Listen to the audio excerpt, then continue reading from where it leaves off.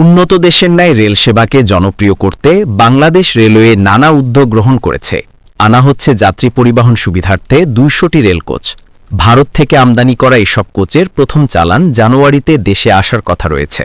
ঝুঁকিপূর্ণ কোচ সরিয়ে নিয়ে নতুন কোচ সংযোজন করা হবে। এছাড়া বিভিন্ন রুটে নতুন ট্রেন চালু করার চিন্তাভাবনা চলছে। রেলওয়ের বেদখল জমি উদ্ধার, বিনা ভাড়ায় ভ্রমণ নিয়ন্ত্রণ, জনবল ঘাটতি পূরণসহ সব ধরনের সমস্যার সমাধানে প্রচেষ্টা চলছে। আসন্ন ইকনেকের বৈঠকে রেললাইন সংস্কারে একটি বড় প্রকল্প উত্থাপন করা হবে। এই তথ্য জানিয়েছেন রেলপথ মন্ত্রণালয়ের অতিরিক্ত সচিব জিয়াউল হক। কারখানা আছে, এখানে কতগুলো রেলের বগি আমরা পুনর্বাসন করছি, এগুলো আপনাদের ক্যারেজে সংযুক্ত হবে। নতুন 200টি ক্যারেজ আমাদের আসবে, এটা ভারত থেকে। এটি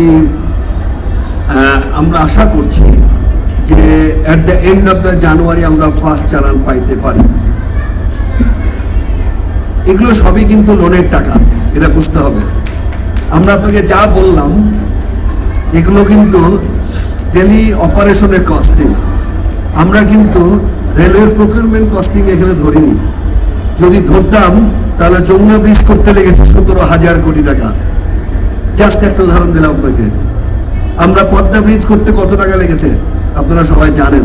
আমরা আবার কর্ণফুলীতে একটা ব্রিজ তৈরি করবো, এটা জানেন। আপনারা যেটি বলছেন যে রাজশাহী এই অঞ্চলের রেলের ট্র্যাকের অবস্থা খুব খারাপ, আপনারা শুনে খুশি হবেন যে আমরা একটা মেইনটেনেন্স প্রজেক্ট নিয়েছি। আশা করছি আগামী সপ্তাহে এই অন্তর্বর্তীকালীন সরকারের সর্বশেষ সম্ভবত হবে এবং সেখানে এটি উঠবে।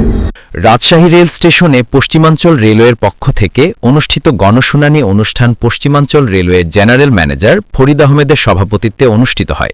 শুনানিতে বিভিন্ন শ্রেণী পেশার প্রতিনিধি ও রেলের ঊর্ধ্বতন উপস্থিত ছিলেন। শুনানিতে রেলের বিভিন্ন সমস্যা তুলে ধরে অংশীজনরা আন্তরিক ও জবাবদিহিতামূলক রেলওয়ে ব্যবস্থাপনা গড়ে তোলার উপর জোর দেন।